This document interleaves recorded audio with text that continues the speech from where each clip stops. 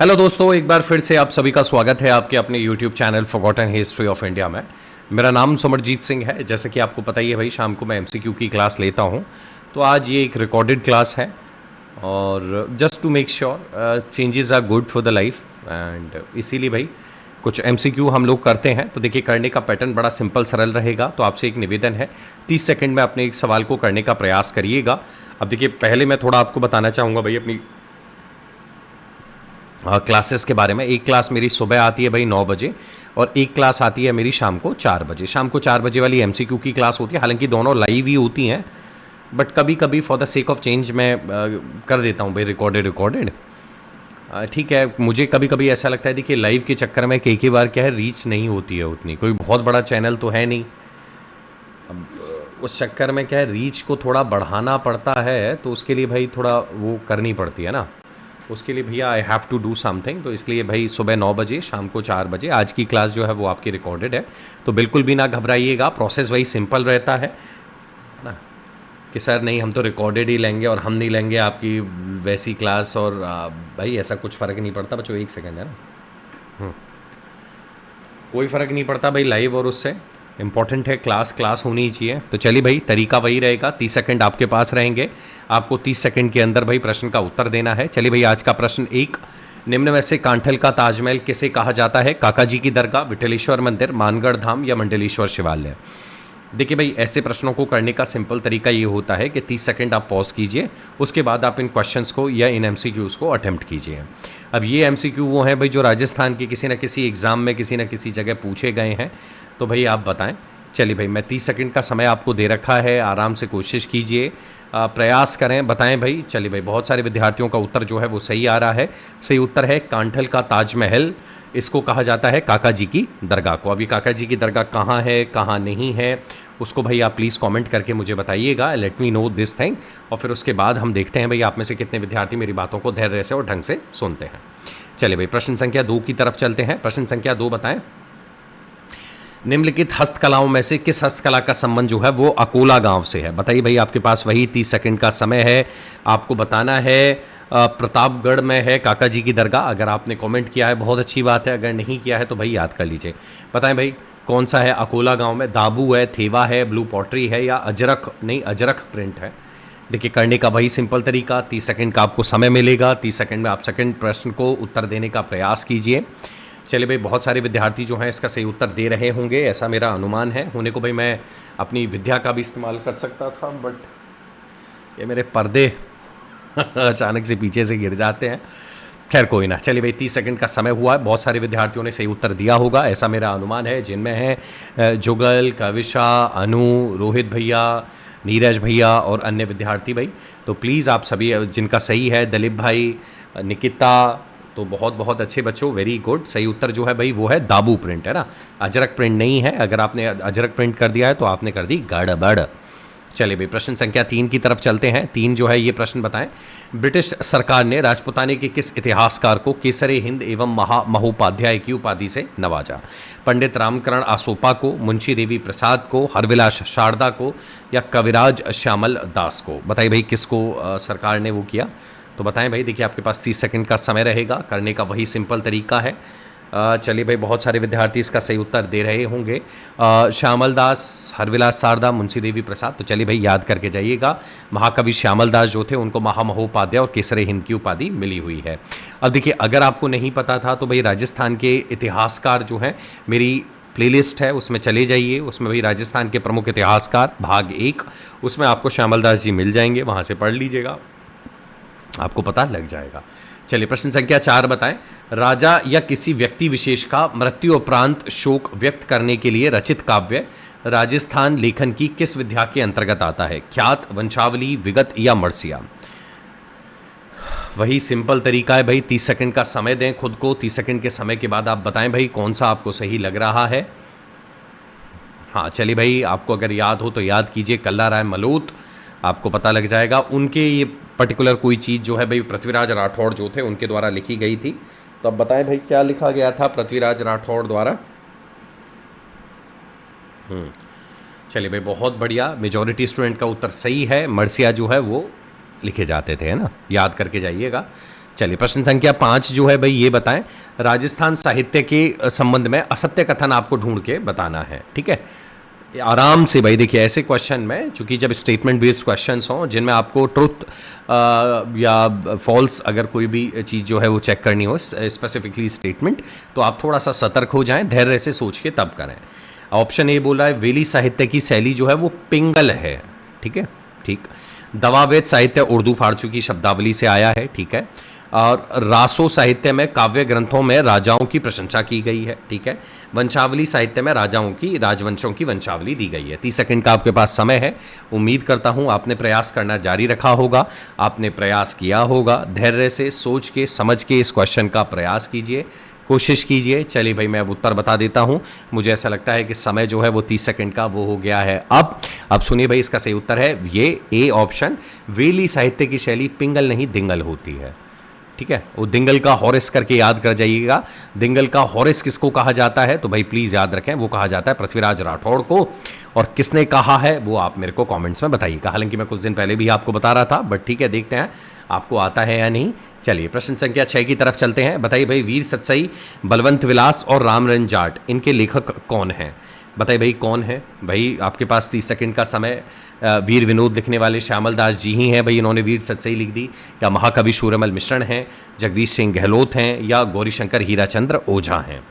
वही सिंपल तरीका, 30 सेकंड का समय है। धैर्य से सोच के इसका उत्तर करने का प्रयास करिएगा। आप में से बहुत सारे विद्यार्थी, जुगल भैया, अनु, कविशा, नीरू, दलीप भैया, मुकेश भाई, सना और निकिता, नीरज भैया और अन्य विद्यार्थी भाई इसका सही उत्तर कर रहे होंगे, ऐसा मेरा अनुमान है। चलिए भाई, अब इसका जो सही उत्तर है वो आ रहा है। बिल्कुल सही बात, महाकवि सूर्यमल मिश्रण जो है भाई उनके द्वारा लिखे हुए हैं। वीर सतसई हमें याद रहता है, किंतु बलवंत विलास और रामरन जाट ये हमें याद नहीं रहते हैं। तो देखिए भाई, मेरा यहाँ से इस प्रश्न से एक प्रयास ये भी है कि आपको बलवंत विलास और रामरन जाट जो हैं ये भी काइंड ऑफ याद करा सकूँ। आप ये भी याद कर लें जिससे कि आपके एग्जाम में काम आए। अच्छा चलिए भाई, एक और इसी से एक रिलेटेड क्वेश्चन मैं पूछ लूँ कि महाकवि सूर्यमल मिश्रण जो हैं वो किसके दरबार में थे?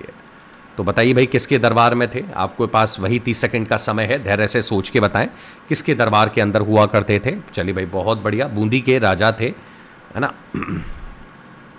बताइएगा भाई, राम सिंह जी के दरबार में तो नहीं थे? चलिए कोई ना, उत्तर दीजिएगा। नहीं है तो भाई मुझे मेरे टेलीग्राम चैनल पे बताइएगा, मैं वहाँ पे बताऊँगा। चलिए प्रश्न संख्या 7 जो है भाई ये बताएं, भरतेश्वर बाहुबली घोर ग्रंथ राजस्थानी भाषा का सबसे प्राचीन ग्रंथ है। इसके रचयिता कौन है? हरिभद्र सूरी हैं, वज्रसेन सूरी हैं, बुद्धिसागर सूरी हैं, या धनपाल सूरी हैं? है ना, इनके नाम के पीछे मैं सूरी लगाना भूल गया। आप बताइए भाई, वही सिंपल तरीका, 30 सेकंड का समय, धैर्य से सोचें समझें, फिर इसके बाद इस प्रश्न का उत्तर देने का प्रयास करें।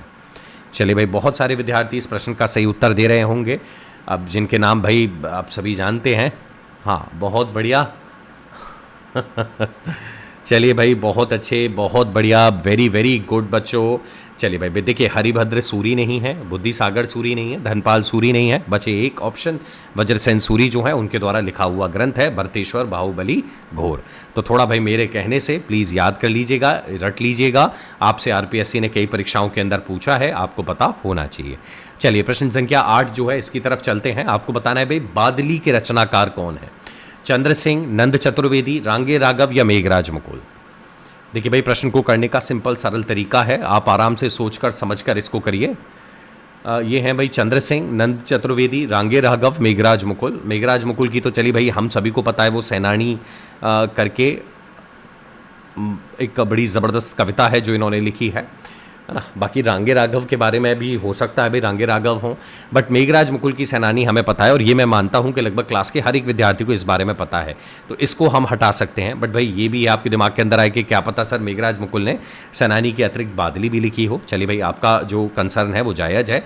ऐसे प्रश्नों को मेन परीक्षा में तभी हल करें जब आपको आता हो, अदरवाइज बेटर है इग्नोर इट, उसको छोड़ दीजिएगा। सही उत्तर जो है वो है चंद्र सिंह बीरकाली। इन्होंने इस बादली जो रचना है भाई इसको किया था, शायद 1941 के अंदर ये लिखी थी।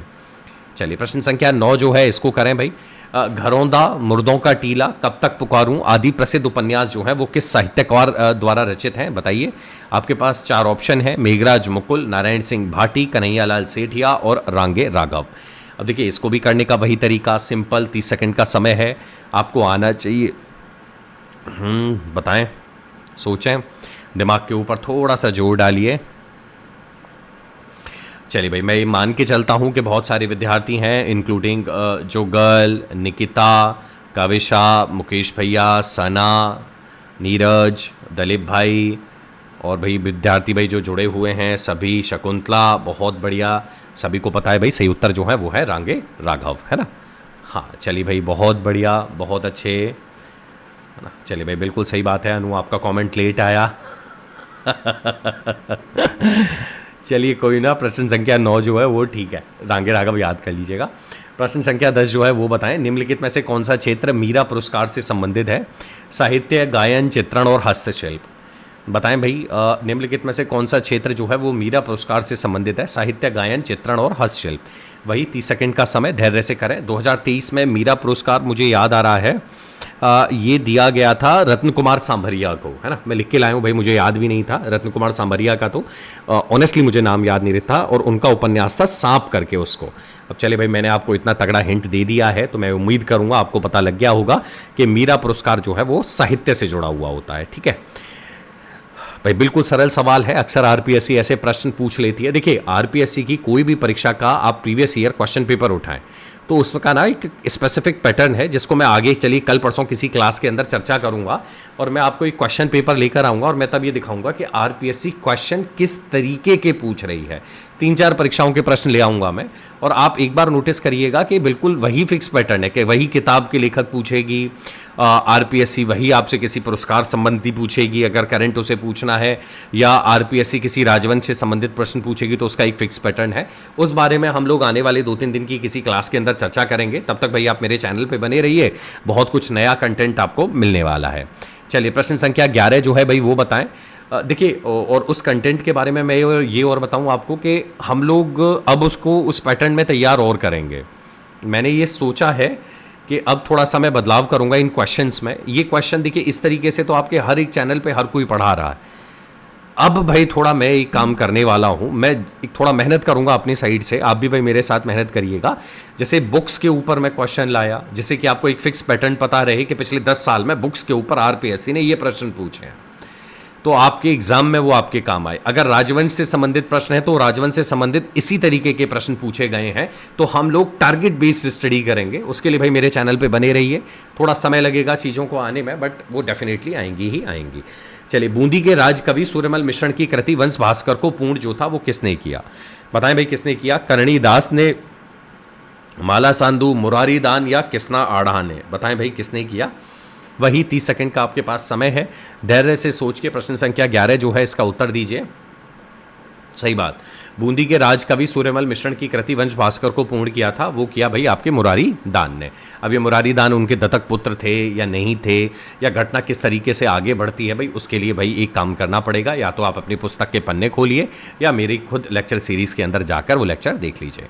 प्रश्न संख्या 12 जो है भाई ये बताएं आपको कि ये तीडोराव और अलेखू हिटलर ये किसके द्वारा लिखी हुई हैं? अन्नाराम सुदामा, विजयदान देठा, शिवचरण भरतिया या चंद्र प्रकाश देवल? वही 30 सेकंड का समय, धैर्य से सोच के बताएं, कोशिश कीजिए भाई। राजस्थान के काफ़ी प्रसिद्ध साहित्यकार हैं, आप जानते होंगे इनको अच्छे से। चलिए भाई, बहुत विद्यार्थी बिल्कुल सही सटीक जवाब दे भी रहे हैं, बहुत बढ़िया। तो ये पसीना और गर्मी क्या ही बोलूँ। चलिए कोई ना भाई, बहुत सारे विद्यार्थियों का उत्तर जो है वो सही आ रहा है। सही उत्तर जो है that is Vijaydan Detha. Please मेरे कहने से याद रखिएगा, आरपीएससी ने कई बार ये प्रश्न पूछा है, एंड आई थिंक भाई you should have to know that, आपको ये पता होना चाहिए। अलेखू हिटलर, तीडोराव जो है विजयदान देथा की लिखी हुई है। चलिए, प्रश्न संख्या 13 जो है भाई ये बताएं, हम्मीर महाकाव्य के लेखक कौन है? जोधराज, दलपत विजय, नैनचंद सूरी या चंद्रबरदाई? बताइए भाई, हम्मीर महाकाव्य के लेखक कौन है? धैर्य से सोच के करना है ना। हाँ, करते रहिए भाई।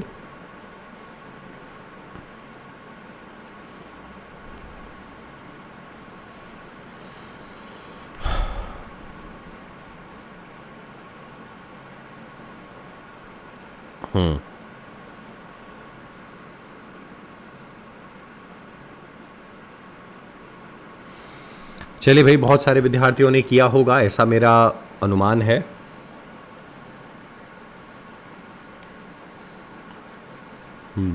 चलिए 30 सेकंड का समय जो है वो हो गया। हाँ भाई, मैं भी लिख के लाया था, मुझे भी इसमें आप ही की तरह अगर आपको कन्फ्यूज़न होता है मेरी तरह तो कोई दिक्कत वाली बात नहीं है। मुझे भी कभी कभी कन्फ्यूज़न हो जाता है। नेंचन सूरी द्वारा रचित है, हाँ नेंचन सूरी द्वारा रचित है हमीर महाकाव्य, तो पढ़ जाइएगा, कोई दिक्कत वाली बात नहीं है। देखिए नाम भूल जाना कोई नई बात नहीं है ना।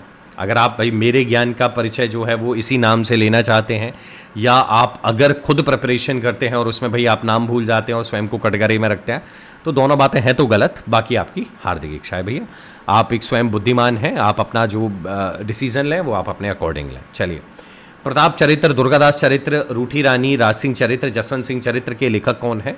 चंडीदान, केसरी सिंह, उदयराम या पतराम?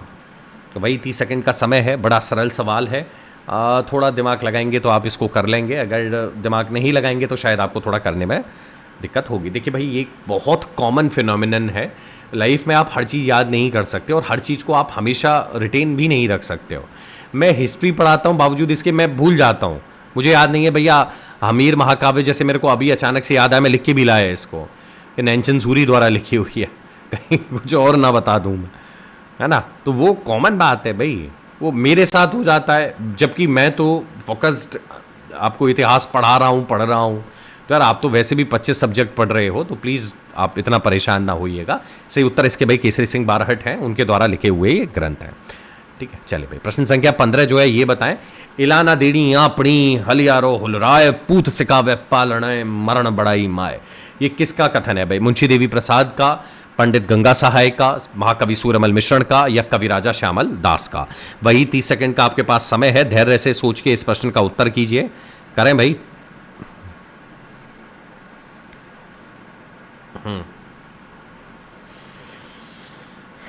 आपने भाई बचपन में सुना होगा है ना, ये तो राजस्थान की एक ऐसी वो है कहावत कह लीजिए, कथन कह लीजिए, जो कि अक्सर बोली जाती है ना। अब चलिए भाई, मैं आपको 30 सेकंड का समय देता हूं हर प्रश्न को करने का। उम्मीद करता हूं आपने किया होगा। बी सूर्यमल मिश्रण करेक्ट आंसर है ना। एक बार चेक और कर लीजिएगा, मेरे अकॉर्डिंग सूर्यमल मिश्रण ही करेक्ट आंसर है। चलिए प्रश्न संख्या 16 जो है भाई ये बताएं, राजस्थानी शब्दकोश के लेखक पद्मश्री सीताराम लालस कहाँ के निवासी थे? सीताराम लालस जी के बारे में भाई आपने पढ़ा होगा, तो बताएं भाई किसके थे? जोधपुर, जयपुर, जैसलमेर या कोटा? तो बताएं भाई कहाँ के थे सीताराम लालस निवासी? जोधपुर, जयपुर, जैसलमेर या कोटा?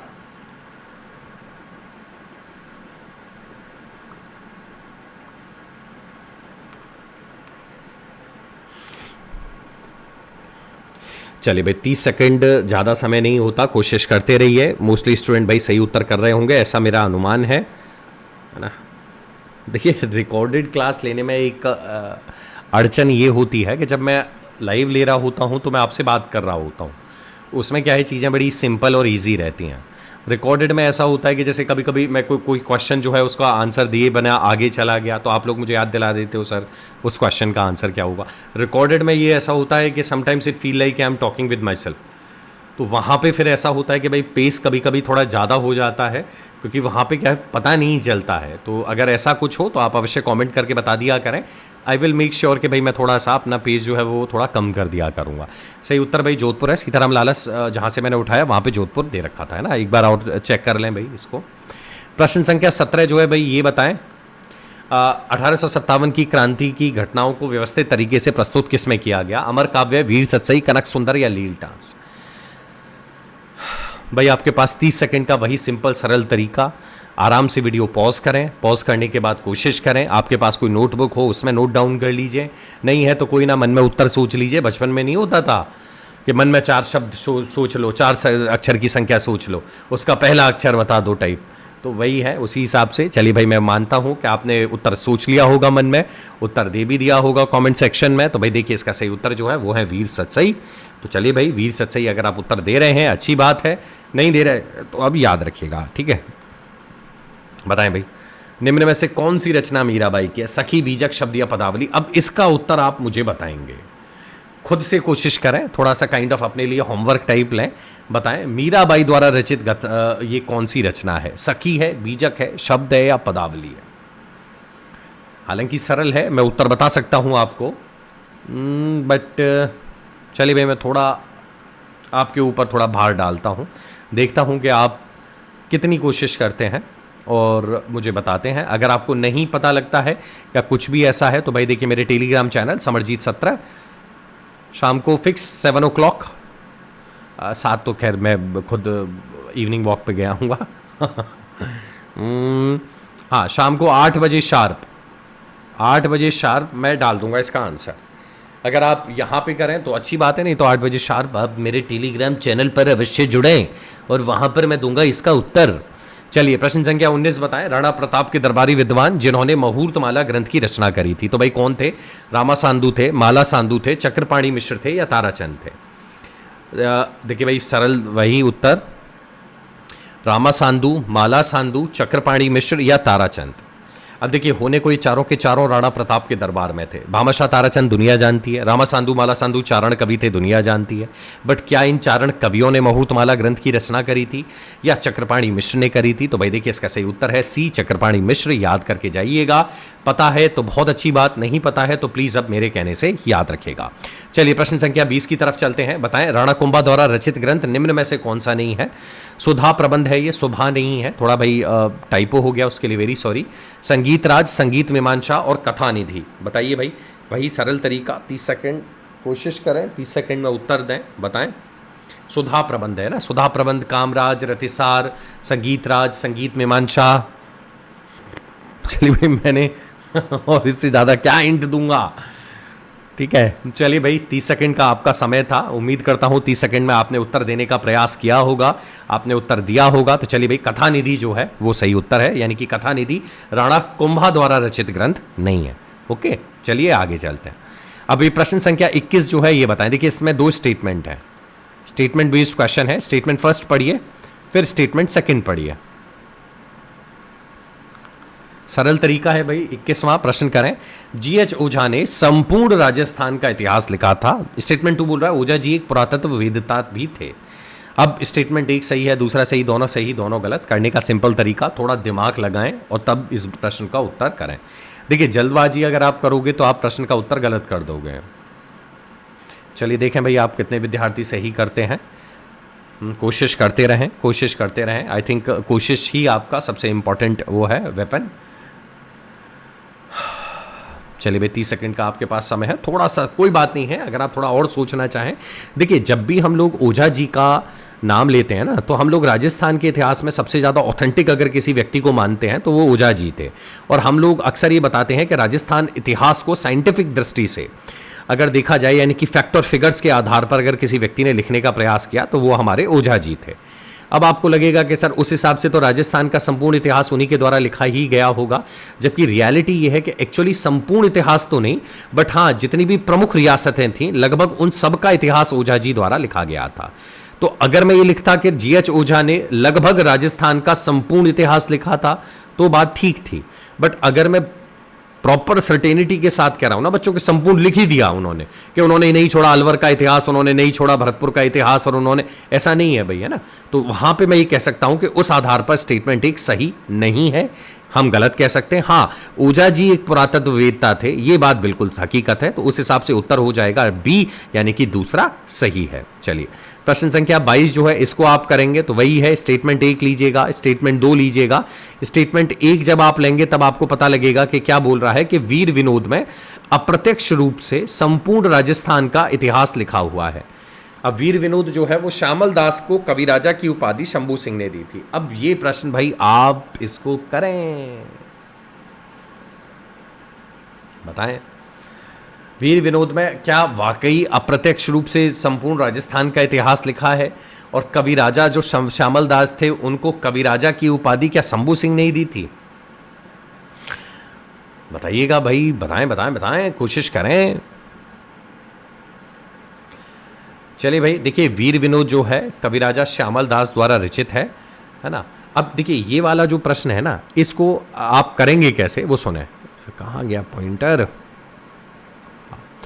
देखिए भाई इस प्रश्न को करने का एक सिंपल तरीका ये है, मेरा वीडियो देखें और तब हल करें, है ना। यहाँ पे मैं उत्तर दे दूंगा, दे सकता हूँ डेफिनेटली।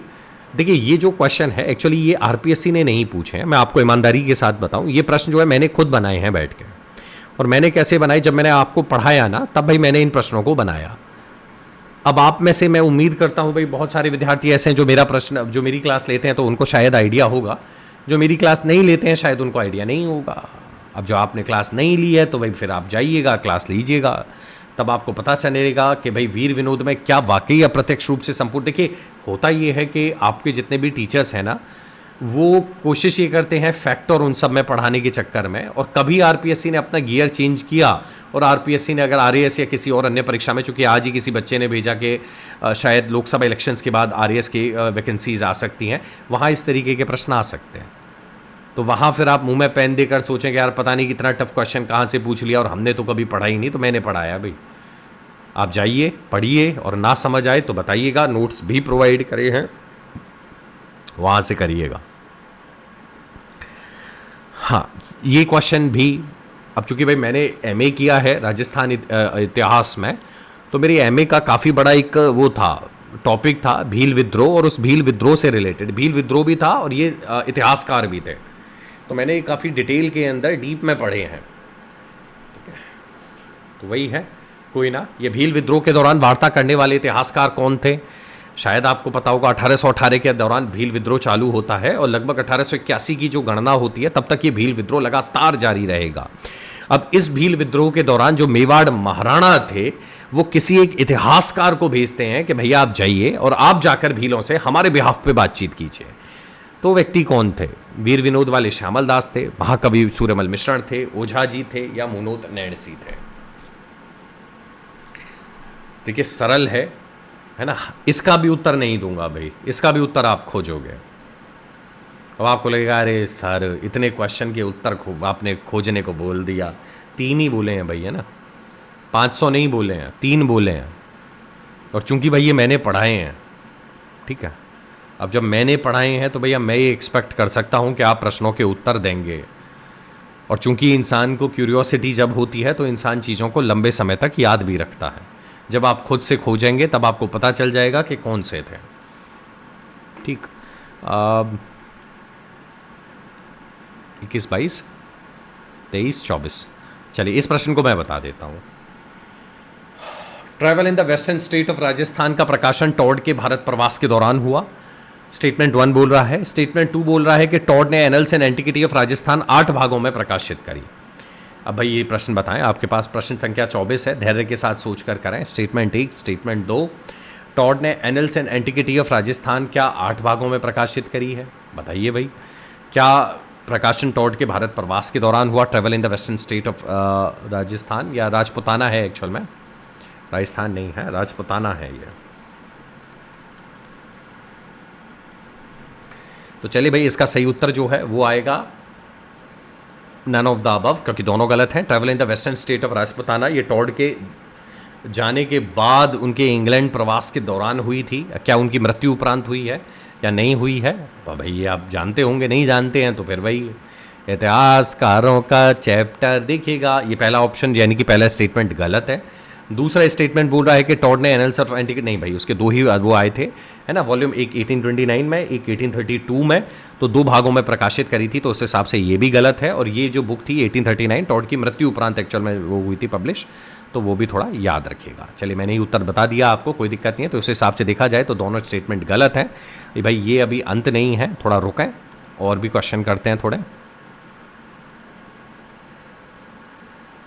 चलिए भाई तलवार की धार सीरीज में चलते हैं, कुछ और क्वेश्चन करते हैं। प्रश्न संख्या 25 जो है भाई ये बताइए, बीकानेर के कौन से शासक थे जिन्होंने दक्षिण भारत से अनेक मूर्तियां लाकर बीकानेर के 33 करोड़ देवी देवताओं के मंदिर में रखवाया? अब ये देखिए भाई, अभी ये आज की क्लास लेनी थी किंतु मेरे पास समय नहीं था, चूंकि आज 9 मई 1500 वो थी 40 नहीं 9 मई 2024 राणा प्रताप का जन्म दिवस था, इसलिए भाई मैंने ये वीडियो जो है उन्हीं को डेडिकेट करके बनाया था सुबह। खैर यहाँ पे कोशिश करें, प्रश्न संख्या 25 जो है उसका उत्तर दीजिए, बताएं बीकानेर के कौन से शासक थे जिन्होंने दक्षिण भारत से अनेक मूर्तियां लाकर बीकानेर में, देखिए 2 चीज़ें हैं, 33 करोड़ देवी देवताओं की साल है, वो साड़ जो है भाई वो बनी हुई है जोधपुर के अंदर, और 33 करोड़ देवी देवताओं का मंदिर जो है वो बना हुआ है अनूप सिंह के द्वारा बनाया हुआ बीकानेर के अंदर, है ना। तो प्रश्न संख्या 25 का उत्तर जो है वो है अनूप सिंह। याद करके ध्यान से सोच के समझ के तब जाइएगा, आपको पता होना चाहिए। चलिए प्रश्न संख्या 26 की तरफ चलते हैं। ये बताएं राजस्थान के किस शासक ने सेकंड राउंड टेबल कॉन्फ्रेंस यानी कि द्वितीय गोलमेज सम्मेलन में भाग लिया? तो बताएं भाई किसने लिया था सेकंड आरटीसी यानी राउंड टेबल कॉन्फ्रेंस में पार्टिसिपेट? गंगा सिंह जी थे, कल्याण सिंह थे, राव मालदेव थे, या बीकानेर के राजा राय सिंह थे?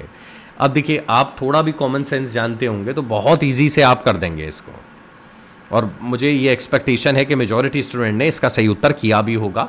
तो भाई प्लीज़ मेरे कहने से याद रखिएगा, इसका सही उत्तर जो है वो हैं आपके कौन? गंगा सिंह जी। बहुत बढ़िया बच्चों, वेरी गुड, बिल्कुल सही। सेकंड राउंड टेबल कॉन्फ्रेंस में गंगा सिंह जी जो थे वो थे, ठीक है ना। अब ये प्रश्न संख्या 25 जो है भाई, ये बताएं, ख्यातों के अनुसार राय सिंह जी को राजपुताने के कर्ण की उपाधि किसके द्वारा दी गई है? बताएं भाई किसके द्वारा दी गई है? हाँ, गौरीशंकर, हीराचंद ओझा, Munshi Devi Prasad, colonel James Tod, या इनमें से कोई ने? बताएं भाई किसने दी है राजपुताने के कर्ण की संज्ञा? हीराचंद ओझा जी, मुंशी देवी प्रसाद, टॉड, या इनमें से कोई नहीं। चलिए भाई 30 सेकंड का समय है आपके पास, आपको वीडियो करनी है पॉज, उसके बाद बताना है इसका उत्तर। तो चलिए भैया, मेरे कहने से याद रखिएगा, सही उत्तर जो है वो है मुंशी देवी प्रसाद, भूलना बिल्कुल नहीं है। ओके, याद करके जाइएगा। अब प्रश्न संख्या 26 जो है भाई, वो बताएं, राजपुताने का भागीरथ किस शासक को कहा जाता है? गंगा सिंह जी, राय सिंह जी, कल्याणमल, या सूर सिंह? बताएं किसको कहते हैं? राजपुताने का भागीरथ किस शासक को कहा जाता है? गंगा सिंह, राय सिंह, कल्याणमल, या सूर सिंह? अब देखिए भाई, मैं इस प्रश्न को कल परसों भी पूछ रहा था, आप मैं कल परसों भी इसका उत्तर सही दिया था, गंगा सिंह जी को बोलते हैं, तो याद रखिएगा, है ना, भूलिएगा बिल्कुल नहीं। प्रश्न संख्या 27 है, किस बीकानेर के शासक को, है ना, कभी आप में से फिर बोलने लगे कि नहीं सर ये तो आपने वो कर दिया, प्रॉब्लम क्रिएट कर दी हमारे लिए, बताएं। जय सिंह, राय सिंह, पृथ्वीराज राठौड़, या मान सिंह? बताइए भाई किसको बोला जाता है स्तंभ, मुगल शासन का स्तंभ किसको बोला जाता है? बताएं।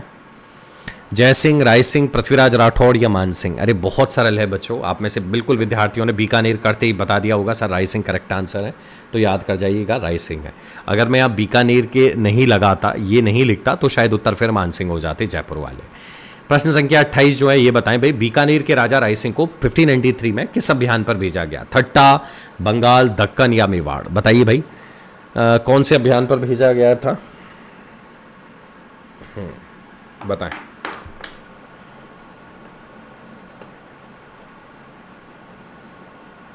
बताइए।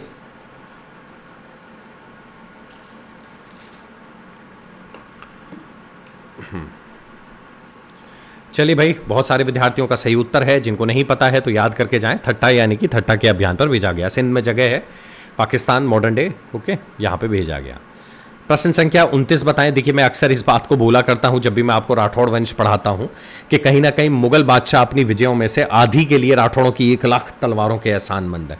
अब ये बात किसने बोली? मैकमिलन ने बोली, एल्फिंस्टन ने बोली, जॉर्ज थॉमस ने बोली, या कर्नल जेम्स टॉड ने बोली? आपके पास वही 30 सेकंड का समय है, धैर्य से सोच के इस प्रश्न का उत्तर दीजिएगा, आपको पता होगा, अगर नहीं पता तो कोशिश करिएगा, पता लग जाएगा, कोशिश करें भाई, बताते रहे,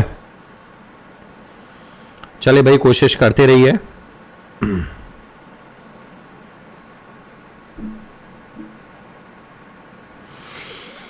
हाँ चले भाई, इसका सही उत्तर जो है वो है टॉड ने बोला था। अगर आपको पता है तो ठीक है, नहीं पता है तो याद रखेगा। चलिए, बीका को नए राज्य स्थापित करने का वरदान किसने किया? माता कर्णी ने, नागणेची माता ने, आवड़ माता ने, या चावड़ माता ने? है ना, चावड़ा नहीं, चावड़ माता। बताएं भाई किसने किया? बताइए, 30 सेकंड का समय है। भाई देखिए गर्मी बहुत है, क्या करूं, है ना, अब ये कूलर वूलर चालू करना पड़ेगा। प्रश्न संख्या 30 जो है भाई, इसका उत्तर जो है वो है माता करणी। आप सभी को आता भी होगा, ऐसा कोई बहुत रॉकेट साइंस नहीं है, ऐसा आप सभी को इस बारे में जानकारी होगी भी, अगर है तो अच्छी बात, नहीं है तो बताइएगा। चलिए भाई, प्रश्न संख्या 31 बताएं, बीकानेर की स्थापना कब हुई? 1588, 1488, 1451, या 1526? बताइए भाई, बीकानेर की स्थापना कब, कौन से वर्ष हुई थी? आखा तीज के दिन हुई थी, है ना। एक्चुअल में आखा तीज वेरी नेक्स्ट डे था। थावर बीज थरपी और वो काइंड ऑफ ऐसे करके एक बड़ी फेमस राजस्थानी की कहावत है, वो बताती है आपको इस बारे में, है ना। चलिए भाई, बहुत सारे विद्यार्थियों को सही उत्तर पता है। 30 सेकंड का समय भाई आपका हुआ फिनिश। मेजॉरिटी स्टूडेंट का उत्तर सही है। इसका सही उत्तर है भाई, वो आएगा 1488। याद करके जाइएगा, रट्टा मार के जाइएगा। 1488 याद रखें, 1459 याद रखें, 1559 याद रखें। इसके अतिरिक्त और भी बहुत सारा, जयपुर की 1727, और भी बहुत सारा कहाँ पे कौन कौन संस्थापक थे उनको आरपीएससी अक्सर पूछ लेती है। मेरे पास एक लिस्ट है, कहें तो मैं आपको शेयर कर दूंगा, नहीं तो आप मुझे अवश्य बताइएगा। चलिए भाई, प्रश्न संख्या 32 जो है ये बताएं, राव बीका का शासनकाल कब से कब तक था? 1455 से 1555, 72 से 1504, 51 से 1526 या 1504 से 1526? अब देखिए भाई, करने का वही सिंपल सरल तरीका है, मैंने आपको बताया है। थोड़ा सोचकर समझ के तब इस प्रश्न का उत्तर करिएगा। बताएं भाई, राव बीका का शासनकाल कब से कब तक था? प्रश्न संख्या 32 कर रहे हैं हम लोग। चलिए भाई, बहुत सारे विद्यार्थियों को पता होगा, बहुत सारे विद्यार्थियों को थोड़ा कन्फ्यूजन होगा। बच्चों अब याद रखिएगा, 1472 में वो अपना रास्ते लग कर आते हैं और उससे 1504 तक वो राजा रहते हैं। ठीक है ना, याद करके जाइएगा, भूलिएगा नहीं बच्चों। B is the correct answer. Okay, चलिए आगे चलते हैं। प्रश्न संख्या 33 जो है भाई ये बताइए, मालदेव के विरुद्ध 1541 में जैतसी ने शेरशाह के पास सहायता हेतु किसे भेजा? देखिए, जब मैं आपको ये पढ़ाता हूँ, जैतसी का युद्ध हुआ और ये सब हुआ, और पाहिबा या साहिबा के युद्ध में जैतसी की मृत्यु हो गई थी। तो जिस व्यक्ति को शेरशाह के पास भेजा गया था कल्याणमल द्वारा, ये व्यक्ति वही है जो आगे चल के शेरशाह की सेना में अपनी टुकड़ी को लेकर मिल जाएगा और बीकानेर के राजा कल्याणमल को रिप्रेजेंट करेगा। अब ये कौन था, क्या था, ये कहानी भाई मैंने आपको मुश्किल से 1-2 दिन पहले ही सुनाई और समझाई थी। उम्मीद करूंगा आपको पता होगा। महेश दास, भोजराज, नगराज या रावत किशन सिंह? करने का एक सिंपल तरीका प्रश्नों को वही है भाई, धैर्य से सोच के करिएगा। तो भाई देखिए, इसका सही उत्तर जो है वो मैं आपको बता ही देता हूं। सही उत्तर है नगराज। ठीक है, अगर आपने सही किया है तो बहुत अच्छी बात है, नहीं किया है तो कोई बात नहीं है, सीख लीजिएगा, कोई इशू नहीं है। प्रश्न सीखने में कोई दिक्कत नहीं है। प्रश्न संख्या 34 बताएं भाई, दयालदास की ख्यात के अनुसार राय सिंह का जोधपुर कितने वर्षों तक अधिकार रहा? ठीक है ना, तो कब तक अधिकार रहा भाई? 1, 2, 3, 4 बताएं भाई, कब से कब तक था? अब देखिए, इसमें क्या होता है कि हम लोग मैथमेटिक्स वैसे लगा देते हैं। 1572 से 1574 हमें पता है कि भाई ये बीका जोधपुर के प्रशासक रहे थे। अब उस हिसाब से हम 2 वर्ष टिका के और 2 वर्ष कराते हैं भाई। देखिए, 72 एक साल था, 73 एक ईयर था और 74 भी एक ईयर था। उस हिसाब से 3 साल, यानी कि लगभग 3 वर्ष तक शासन रहता है उनका। तो भाई प्लीज़ उत्तर जो है वो 3 कर दीजिएगा, बाकी आपकी हार्दिक इच्छा। प्रश्न संख्या 35 बताएं भाई, राय सिंह को जहांगीर ने राजगद्दी पर बिठाते ही मनसब दिया था? भाई कितने का मनसब दिया था? 3000, 5000, 7000 या 10,000? बताएं भाई कितने का मनसब दिया था?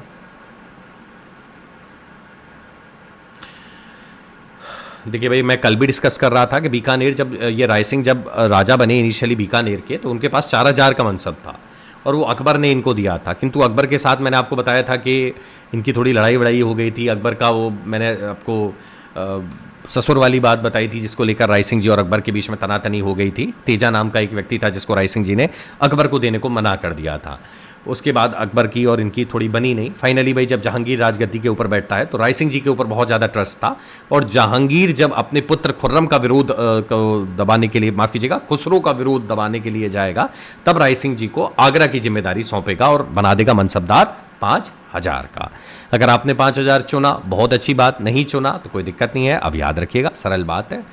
प्रश्न संख्या 36 जो है ये बताइए, अनूप सिंह जी जो थे उनका शासनकाल बहुत सारे चीज़ों के, बहुत सारी कहानियों की, कविताओं की, बहुत सारे विद्वानों का ना केवल आश्रय काल था, बल्कि एक ऐसा काल था जो कि कहीं ना कहीं बहुत सारी कलाओं का स्वर्णिम युग था। तो ऐसे में बहुत सारी चीज़ों के ट्रांसलेशन भी आपने देखे। तो बताइए भाई, उस दौरान गीता का ट्रांसलेशन हुआ मारवाड़ी के अंदर, और वो करने वाले व्यक्ति कौन थे? आनंद राम, बादर डाढ़ी, पृथ्वीराज या बीठू मेहा? अब आपके पास वही भाई 30 सेकंड का समय है। उम्मीद करता हूं जितने में मैंने भूमिका बनाई आपने उत्तर दे दिया होगा, आपको पता होगा। नहीं पता है तो आप प्लीज़ मेरे बताने से याद करके जाइएगा। बच्चों, जो सही उत्तर है प्रश्न संख्या 36 का वो है आनंद राम। याद कर लीजिएगा, ध्यान रखिएगा, भूलिएगा कतई नहीं। प्रश्न संख्या 37 जो है भाई ये देख लीजिए, बीकानेर के किस शासक ने काशी हिंदू विश्वविद्यालय की आर्थिक सहायता करी थी? तो कल्याणमल, गंगा सिंह, गज सिंह, सरदार सिंह। आपको पता ही है, वो काफ़ी फेमस आप घटना पढ़ते हो कि निम्न में से कोई राजा थे, वो जक्कर आए, उन्होंने देखा लाइन में कोई लोग खड़े हुए हैं और उनमें महामना मदन मोहन मालवीय भी हैं। तब ऐसे में बताते हैं कि गंगा सिंह जी जो थे उन्होंने ब्लैंक चेक दे दिया था मदन मोहन मालवीय को कि आपकी मर्जी है, जितना उतना भर लीजिएगा, आपको कहीं और जाने की आवश्यकता नहीं है पंडित जी। और इस तरीके से काशी हिंदू विश्वविद्यालय में अगर किसी ने सर्वाधिक भूमिका निभाई थी तो भाई वो हमारे गंगा सिंह जी थे। ठीक है ना, तो चलिए भाई, ये थे आज के प्रश्न। उम्मीद करता हूँ आपको प्रश्न को करने पर अच्छा लगा होगा। अच्छा, जो मैंने प्रश्न पूछे आपको, उनके लीजिए मैं उत्तर मैं ही बता देता हूँ, आप कभी घबराएं उन प्रश्नों को देख के, है ना। सुने, मैंने ये प्रश्न आपसे पूछा, वीर विनोद में अप्रत्यक्ष, बिल्कुल सही बात है ये, दैट इज करेक्ट। देखिए, वैसे तो वीर विनोद में उदयपुर का इतिहास है, किंतु प्रसंगवश क्या है कि उदयपुर में कहीं ना कहीं भाई इधर उधर का प्रयास जो है वो काइंड ऑफ आ गया। तो ये अगर मैं बोलूं अप्रत्यक्ष रूप से संपूर्ण राजस्थान का इतिहास है तो सही बात है। बाकी इनको राजा शंभू सिंह ने नहीं, सज्जन सिंह ने उपाधि दी थी, है ना। चलिए, यही बता देता हूं मैं आपको, कभी आपके दिल में दर्द हो। हाँ, ये वाला प्रश्न भी मैंने पूछा था आपको, तो भाई इसका उत्तर जो है वो है महाकवि सूर्यमल, सॉरी माफ कीजिएगा, वो थे आपके श्यामलदास जी। श्यामलदास जी को भेजा था, है ना। भील विद्रोह की वार्ता के लिए किसी व्यक्ति को भेजा गया था, तो वो थे श्यामलदास जी। क्योंकि अगर आप क्लास के अंत तक रुके हैं तो मुझे लगता है कि भाई आपके धैर्य को सलाम, तो आपको प्रश्नों के उत्तर जो है वो बता देने चाहिए। हालांकि मैं बता देता, बट स्टिल कोई ना। अब ये मीराबाई वाला जो प्रश्न है, इसका भी उत्तर जो है पदावली है। अगर आपको पता था तो ठीक है, नहीं पता था, आपने सही उत्तर किया था तो कोई दिक्कत नहीं। तो चलिए भाई, ये थे आज के प्रश्न। बताइएगा आपको कैसा लगा और किस तरीके का आपका अनुभव है, वो भी मेरे से साझा कीजिएगा। आपका अगर कोई और सजेशन हो, कोई कमेंट हो, कुछ हो, तो भाई प्लीज़ वो भी मेरे को बताइएगा। चलिए भाई, आप सभी का बहुत बहुत धन्यवाद। आप सभी का दिन शुभ हो, ऐसे ही जुड़ते रहिएगा। अब मुलाकात होगी कल सुबह। आप सभी का हाथ जोड़कर बहुत बहुत धन्यवाद। आपने बड़े धैर्य से, बड़े ध्यान से ये लेक्चर सुना, आपका बहुत बहुत थैंक यू।